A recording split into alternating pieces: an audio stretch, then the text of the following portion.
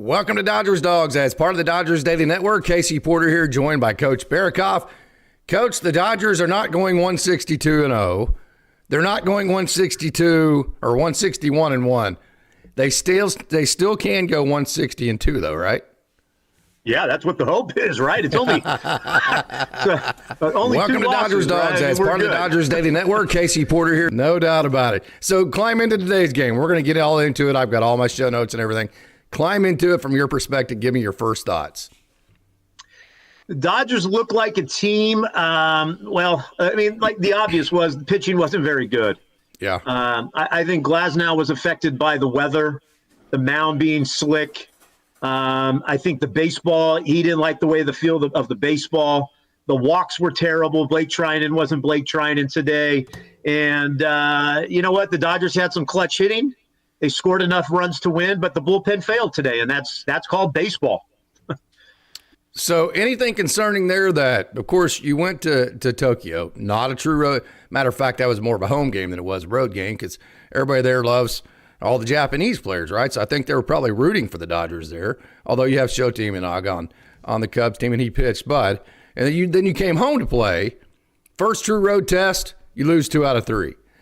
Way too early, no doubt about it, but we're all about overreactions each day. We're fans, right? We don't have to be coaches on this show. So anything to overreact to here? Yeah, we lost 2 out of 3 to the Phillies. Yeah, that sucks. Yeah, no. I mean, I unfortunately, Casey, went down a rabbit hole and looked at social media today. No. We're 11 games in, and we're getting Dodger fans are going nuts. And I get it. We're 11 games in, and you expect to be 11-0, but it's not how baseball works. We talked about this before. Baseball is a different animal. There's 162 games. There's travel. There's weather. There's guys not feeling good. It's like relax, Dodger fans. We're only 11 games in. But, yeah, you don't want to lose 2 out of 3 to Phillies. As a fan, yeah, you want to at least go, 2-1 there? Not 1-3, 1-2.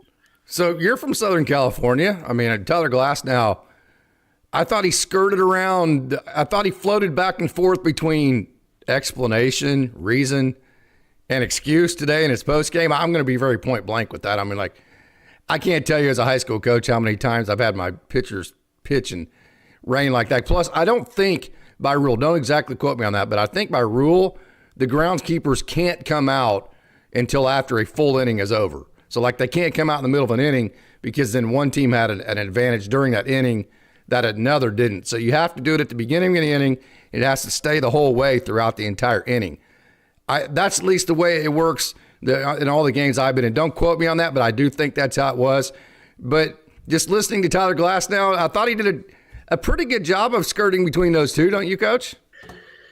Yeah, he's a Southern California guy. Look, I grew up in Southern California. It's 72 to 82. There's not much going on in terms of weather out there. It's beautiful. We don't get rain. Very rarely do you get rain. I think he was affected by that. I mean, plain and simple. Now, to counter what you were saying, at least what Eric Karros was saying, that the Dodgers could request the grounds crew to come out. I don't know if that's in between innings or during the inning, but they kept talking about this on the broadcast that the Dodgers didn't ask, so that's on the Dodgers. So, yeah, I don't like that Glasnow skirted around the issue. I wish he would have just said, I didn't pitch well. Yes, that's where I was going. I guess I was being a wimp there, Coach. I'm glad you said that. I like the honesty of these pros. Like, hey, we didn't play well today. It's professional. Like, I get these guys are pros. They're making a ton of money, more money than we'll ever see in our lifetime. But they're still human beings, and they're going to have bad days and they're going to have off days. And I wish Glasnow just would have said, today was not my day. The Phillies got me. I wasn't in the strike zone. I walked a lot of batters, and let's move on from it. Yeah, I totally agree. Hey, dude, I mean, you're professional. I mean, then come out. If you don't think you can perform, then come out. And then I also thought it was interesting that he was throwing his curveball during that whole period.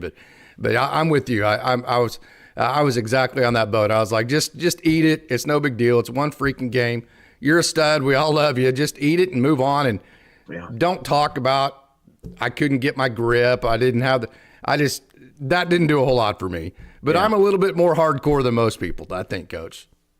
That's okay. Yeah. I mean, that's good. It's good to have you and I have a good balance because, like, Yes. I kind of understood Glasnow's issues there. He come in last team he played for, I'm going to be crazy, Tampa, right? He came from Yes. Tampa. Okay. That's Indoors. great weather, indoors.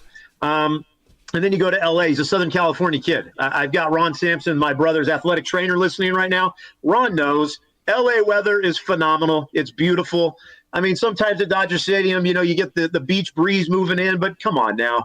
It's a little bit of moistness, but not like what he was dealing with. So Glasnow, I've got you. Casey's on you, but I've got you, Glasnow. All right.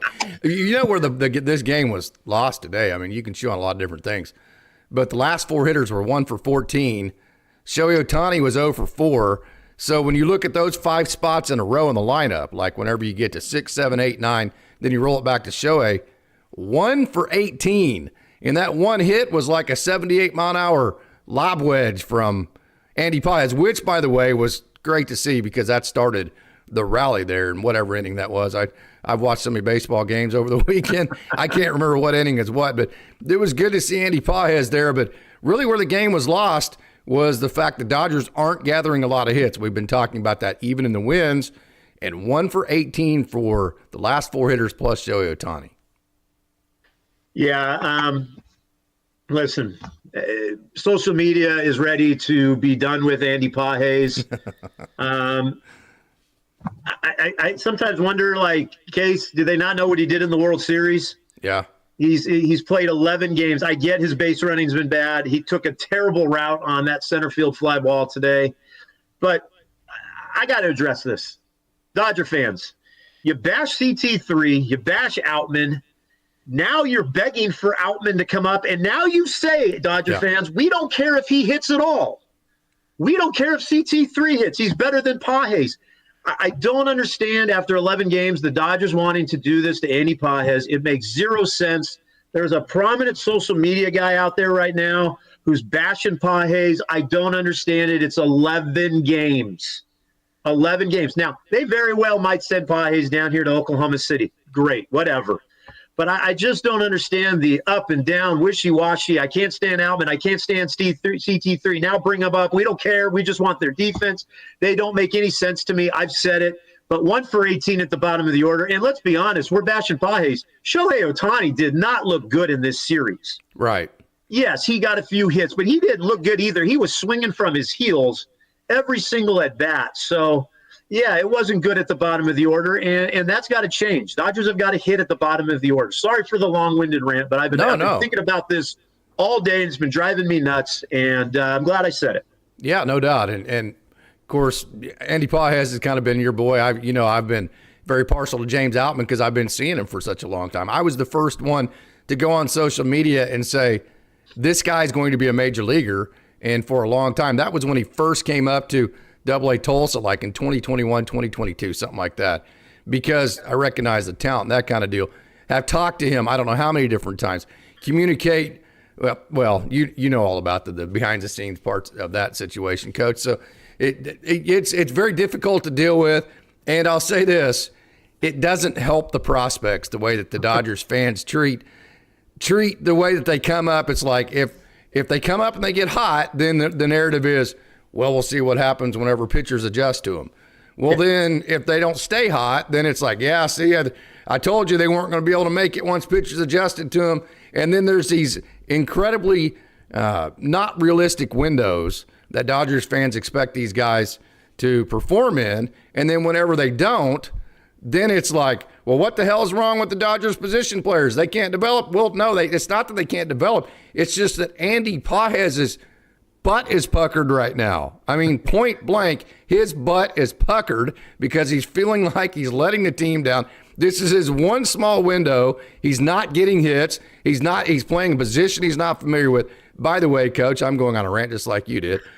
I've told Dodgers fans that if you're going to put him in center field, that ball that's hit right at him, he's going to look exactly like he did on the ball today, especially from lefties. And so here you got a kid that 11 games in is completely puckered, and now he can't function. That's kind of what's happened to several of the position player Dodgers that have come up, including Gavin Lux going back all the way back to 2019. So am I off anywhere there? No, you're spot on, and that's That's where I get frustrated with. I mean, it's Dodgers that you can't have. Dodger fans want it all, and when they don't, they immediately cast these dudes aside, and then they want the guy that they've casted aside to come up, and then when they don't do well, they cast them aside, and it's like, stick with one thing. Like if Paez sticks, let him work through the issues. Yes, he won the job in the spring.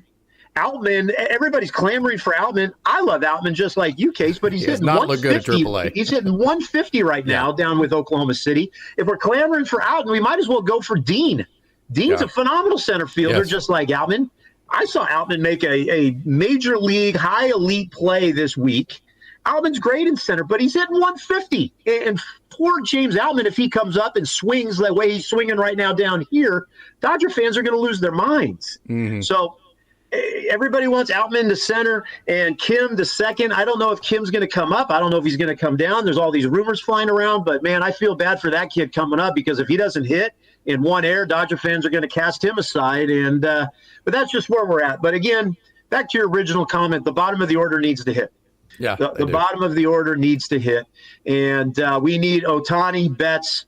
Betts has played a lot better than Ohtani, but for a while there, the top two guys in the order weren't doing anything. Mm-hmm. And but yeah, it's frustrating to lose 2 out of 3 to the Phillies. But tomorrow's a new day.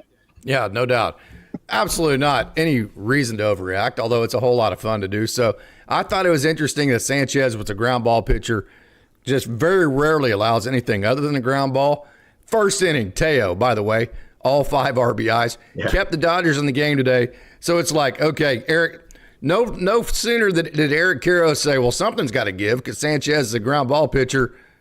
Something's got to give because the Dodgers hit a lot of home runs. About 5 seconds later, Teo Hernandez hits the home run, 2-run home run in the first inning, man. Teo Hernandez has been very, very good. Yeah, and to hit it opposite field was even that's a great sign. I mean, he came through today. He played well. I mean, we got to get Muncy to start hitting him. He's not hitting either. It's funny to, everybody wants to bash on Paez, but Muncy's not hitting much better than Paez right now. Yeah, right. And my love for Kike's only hits are home runs so far. He takes his first walk of the season, but, he's playing great at first. He's making some really good plays there. But no,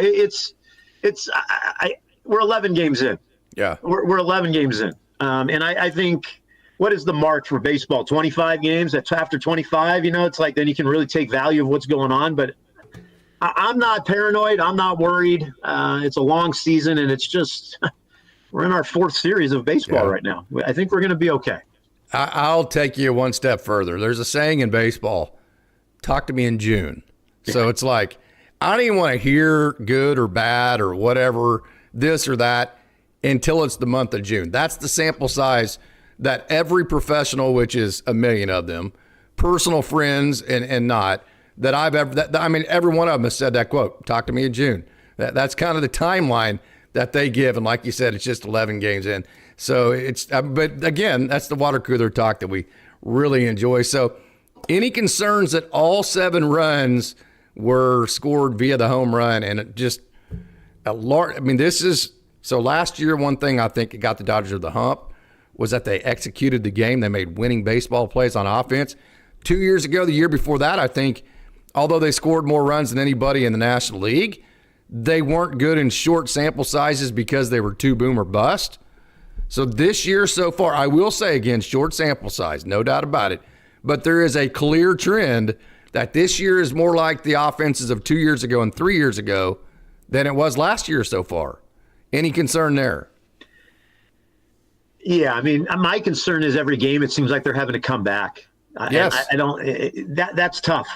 That's not something that's sustainable unless this team is just different. They're built different. Of the coaches talk, they're built different than everybody else. But I don't like the fact that after 4 innings they're having to make a big rally and everybody's been ahead of us by the 4th inning. Concern of I would like to see them move runners over. Now they've done that. They've had some sack flies here. They've played some good baseball, but I would like to see them play better baseball. Hit the ball through the hole, move the runners, keep them moving, take more walks. The Dodgers seem to be swinging earlier and more often they have in the past.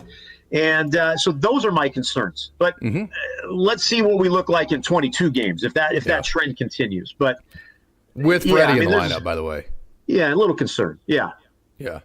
I mean, you're missing a Hall of Fame bat at 3-hole too, right? And Freddie. Yeah, I think That's yeah. a pretty big one to miss. Yeah, it changes the whole dynamic of the lineup. Sure does. I mean, guys are Sure does. moving up. Freddie's been a stable force right there in the third spot. So yeah, I mean, Freddie will be back and everything will be fine, right? Yeah. Yeah. So I felt really bad for Alex Vesia, my boy. Alex Vesia is my boy. And it's like, you've heard me talk, and if you've watched Dodgers Dogs at all, the one complaint I've had of Alex Vesia this year, you know what it is? It's the dude's flipping it up there like 91, 92, 93, like belt high. And it's like, I know he has good carry, but he's asking for somebody to hit a home run.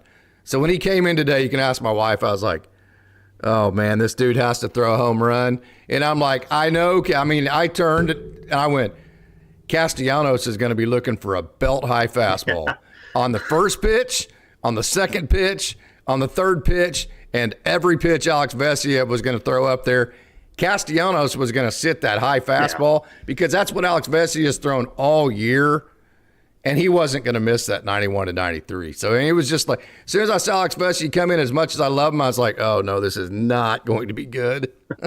Felt bad for him. He was sitting on that thing, and he Yes, was going to swing no matter what. Yeah. And that thing left in a hurry. Yeah, that was tough because Vesia is such a fiery guy, and that one stung, and it stung because it all went on Glasnow's record. It didn't go on Vesia. But yeah, Case, I don't even know if that thing was belt high. I think that was number high almost. Yeah, it was. And that thing left in a hurry, unfortunately. It did. When Castellanos gets a hold of one, it's one of those deals. Yeah. See you later, because that dude, I don't think he's a great hitter. He swings and misses a lot. There's a lot of holes in his swing, but when he does get a hold of one, it goes a long way. I'll say this. I was very proud of the Dodgers. They did get the game stabilized there for a couple of innings. Hey, this is a game. It's in Philly. It's bad weather. It's getting ready to rain. You gave up the grand slam. Man, we've won. We're 9-1. We won the World Series last year. We don't have Freddie. Let's get on the plane and get the hell out of here, right? Let's get to Washington. They didn't do that, man. They fought back. The bullpen stabilized things long enough for the Dodgers to do what they do and come back. You had the unfortunate Pages play that led to, right after the Dodgers had gotten momentum and taken the lead with the Will Smith hit. And so that was disappointing, but it was, again, when you're looking at process over results you lose. Process, the Dodgers fought back again. I think you have to like that. Yeah, it was 6-2, and you're thinking, all right. I kind of sat back and said, all right, let's just see what's going to happen here. And they took a 7-6 lead. Yeah. And I was pumped. I mean, I really thought Dodgers were just going to go ahead and win this game, and we'll move on and go to Washington. But it happens. I mean, we've talked about this before that your Dodgers are going to get everybody's best game. And even though the Phillies are one of the top teams in baseball, this was a massive series. The fans took it serious.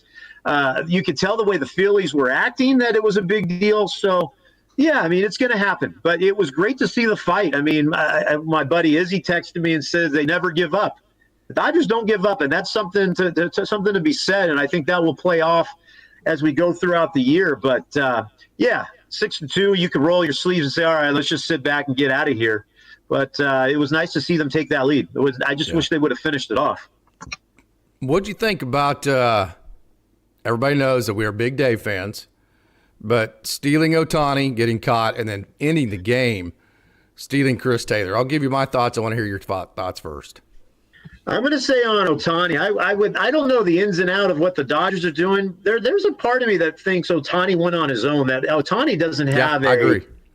There's no sign for Ohtani. I think Ohtani went on his own. Now, the Chris Taylor steal, I think they gave the steal to Chris Taylor. I'm not a big fan of that. But Ohtani, I think that's all Ohtani. Yeah, and what had happened to Mookie 2 or 3 times? So you don't have a red light for Ohtani? Like, hey, not here? You would think, right? But I think he's been so successful. Yes, he has. Like 94% or something. Yeah, agreed. You play it's the like numbers. telling a three-point shooter not to shoot, yeah. I think as you sit back as a baseball fan, I know you've coached baseball. it's like, man, maybe we just let Mookie hit here, and Shohei's going to be able, if that thing's in the gap, Shohei's going to be able to get around anyways. So I found it to be a little bit odd, but not as odd as the Chris Taylor steal. That one didn't make much sense. I didn't like that one. Let me put it to you this way. How have the Dodgers scored all their runs? What kind of hits? Well, yeah, home runs. Yeah. So what is the advantage of stealing second base? It's not like the Dodgers get hits; they get home runs. So it doesn't matter whether at first or second, a home run is going to score them either way, right? They need the most amount of outs they can have to play with to be able to hit home runs. That's kind of where I come down on that. Yeah, that makes sense, and that's kind of went through my mind. It just didn't make why. I mean, you put CT3 into run, so anything in the gap, they're going. They're gonna get home. I didn't quite understand that, and you know. I guess you could sit back and really diagram and think it all out of what Dave Roberts was doing there, but I don't know. It's easy to second guess, I guess, at this absolutely. point. Yeah, just water cooler talk. Nothing other than just, hey, these individual decisions, this is what we think about them in particular. I'll tell you another thing. After Pages missed that ball in center, which was disappointing because the Dodgers had just taken the lead on the Will Smith double to right center and had a great inning, had the momentum. It looked like they were going to pull one out of the fire, pull a rabbit out of their hat, and then you have the misplay.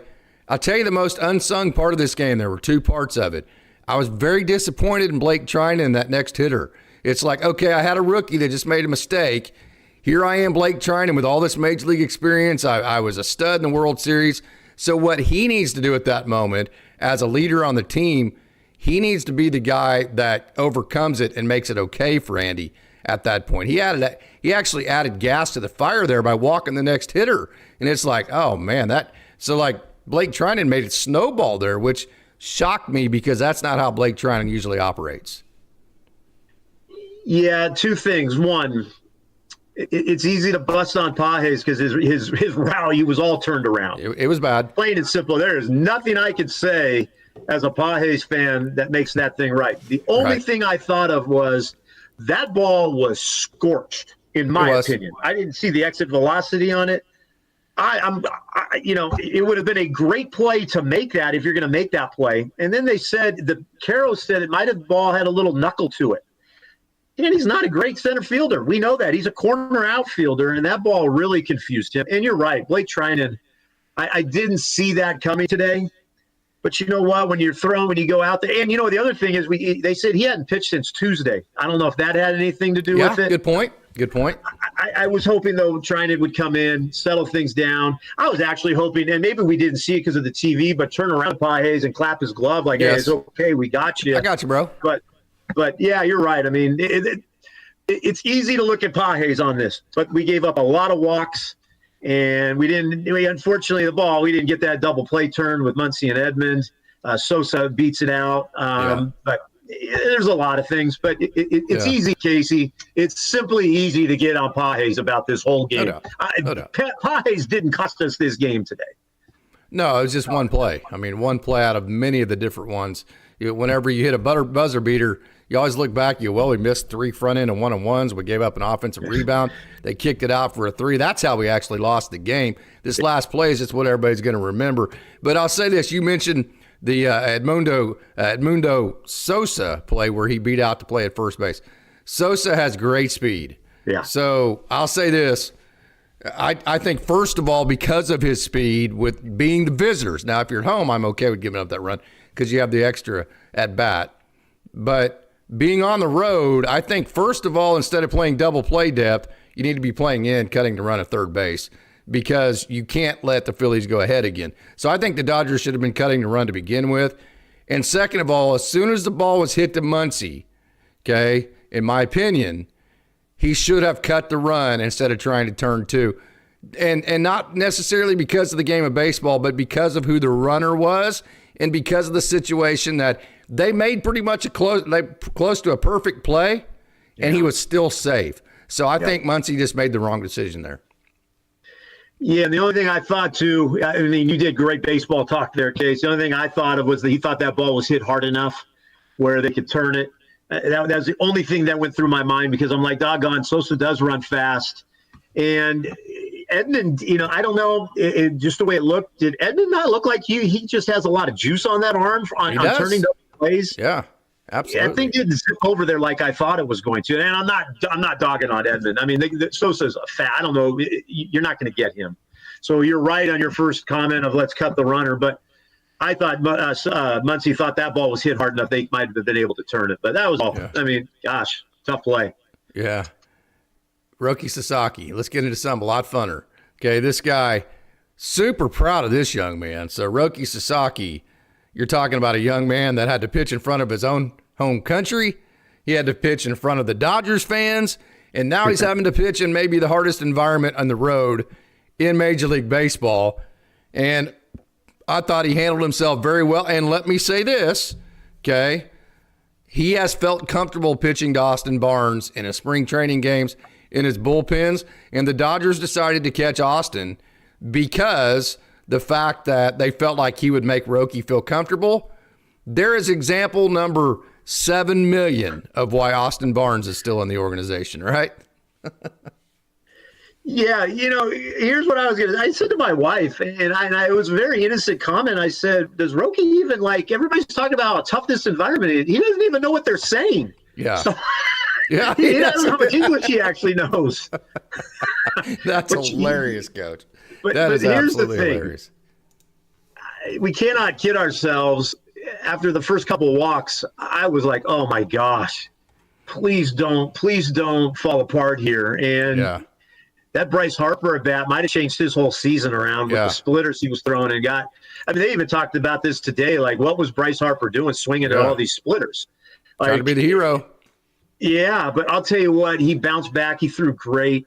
I thought they pulled him when they needed to pull him, feeling confident. I know he had, 2 on at that time, but he walked off that mound looking so much more confident than he did with tears in his eyes in the last game. I love the bounce back performance. I love the way he looked. And, again, he's going to be up and down. But, man, once he figures out how to just stay middle and steady, you've got yourself a superstar. If he's not already, he's a superstar pitcher. Totally agree. Okay, so we're going to tap your brain, Coach. I'm going to flip some video over so they can see here. We're going to take a little trip down the farm with Coach Barakoff here. And we're going to it's actually not down the farm, but you've seen this guy pitch in Oklahoma City quite a bit. So I wanted to catch your opinion on Ben Kasparius, how he has been. Yeah. Tell us what you think, Coach. I'm going to flip this over so you can see it right there. There you can see his video. Okay. I'll tell you what, I've watched Ben for, I probably saw him in Tulsa. My daughter, Jacinta, and I probably did. I saw him in Oklahoma City. He looked great in the World Series. He looks, I've said it before, and I'll use the same terminology. He looks like he belongs. He looks like he's a bona fide major league pitcher. I'm curious to know if they're ever going to try to lengthen him out to start. Dodger fans, we have a gem right here. It's I don't want to say a generational type guy because I think that's not fair to him, but he really looks the part. I really like his confidence on the mound, and I'm so excited to see this guy succeeding. And I think that experience in the World Series has just continued on through the start of this season. I think he probably said to himself, you know what, I pitched in the World Series. I could pitch in any environment now. No doubt. We're very lucky to have this guy. Totally agree. Okay, so you did the pitch clock quite a bit for Oklahoma City this week. Give me some names and we'll play some video and we'll talk about what you saw from him this week, Coach. Well, let's start with the one probably everybody wants to know, Evan Phillips, right? Okay.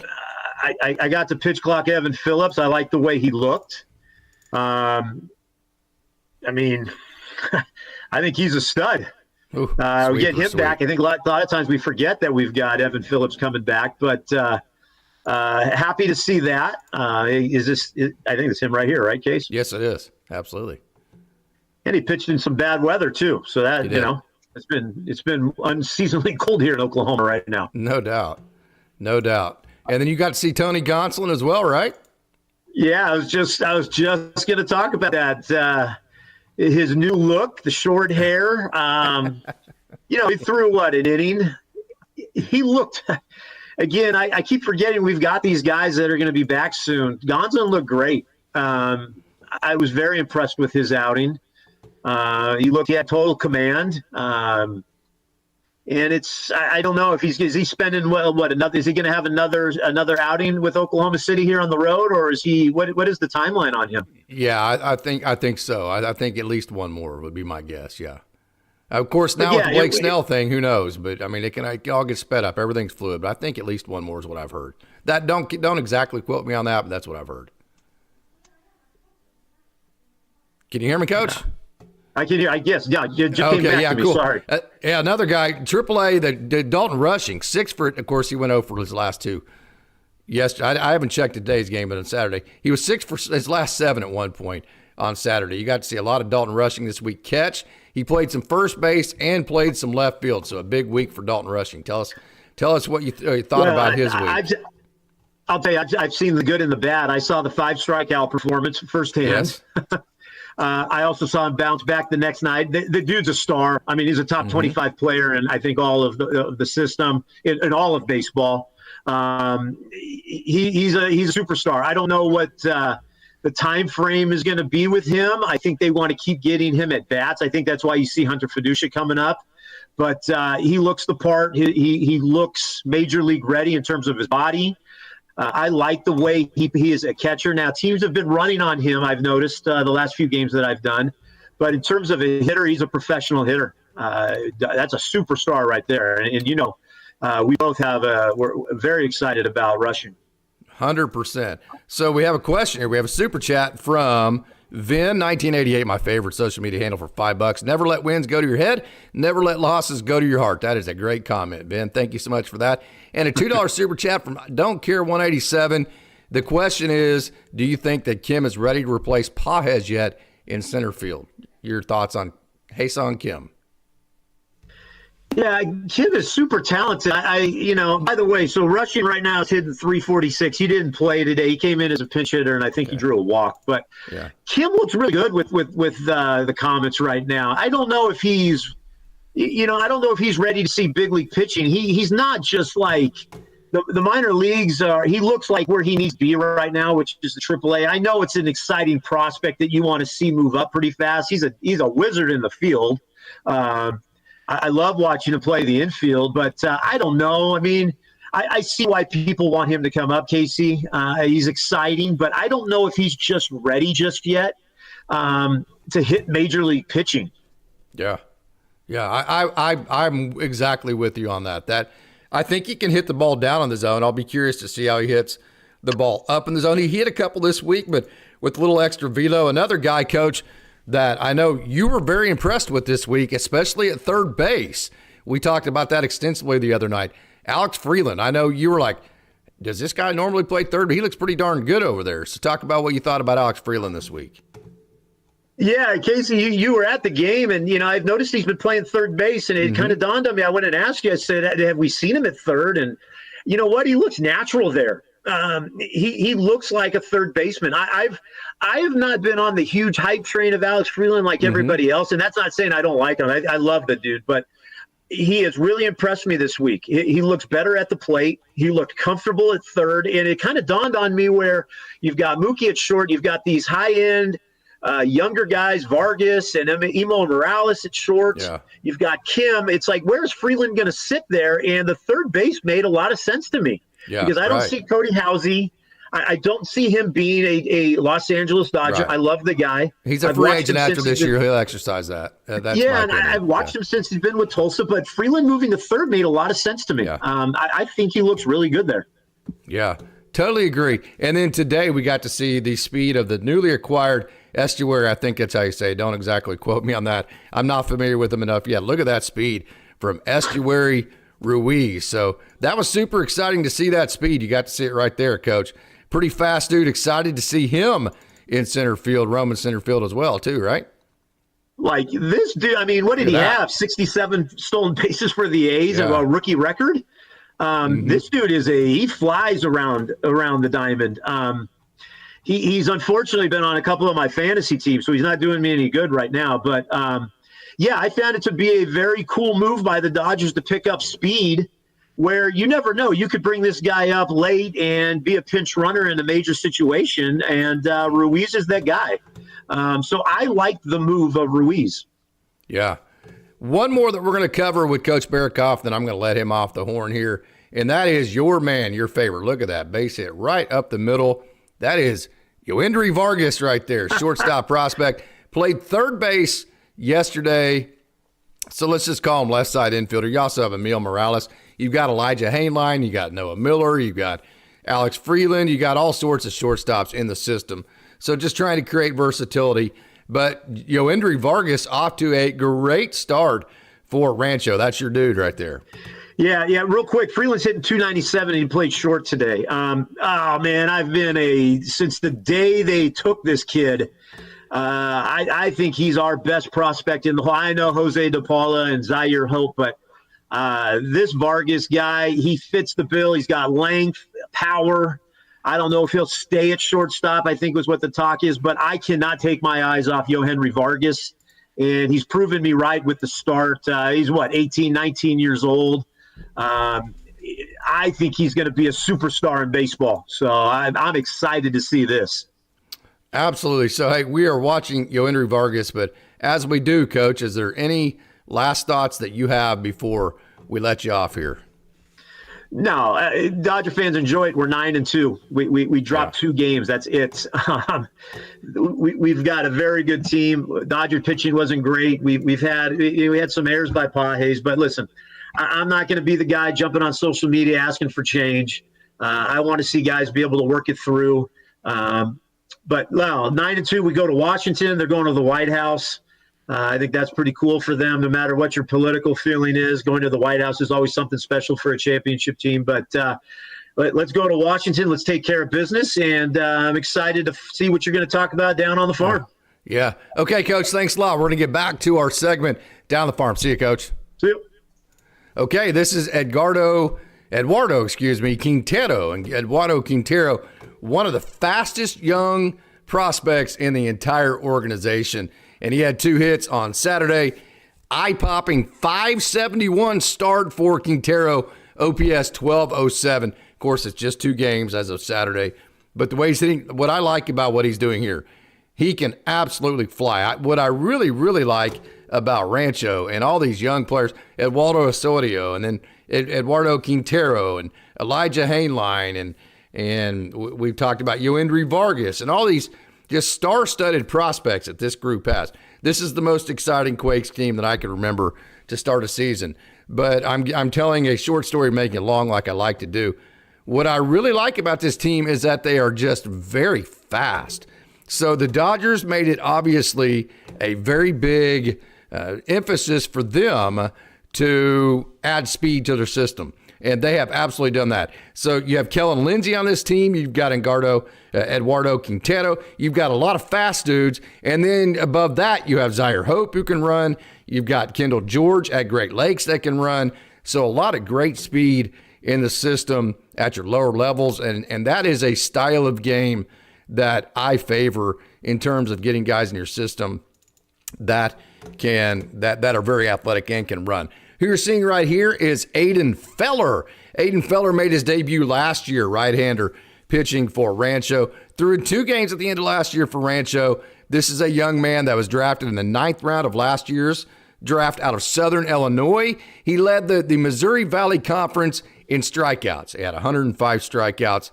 He also was top 30 in strikeouts per 9 in all of college baseball at 12-17, so he has a strikeout type of arm. And he's also a guy that ate a lot of innings as a Saluki there at Southern Illinois. Typical type of Dodgers prospect. Feller is very projectable, meaning he has great underlying metrics, meaning like great spin rate, great extension, all those kinds of things that are kind of behind the sheets type of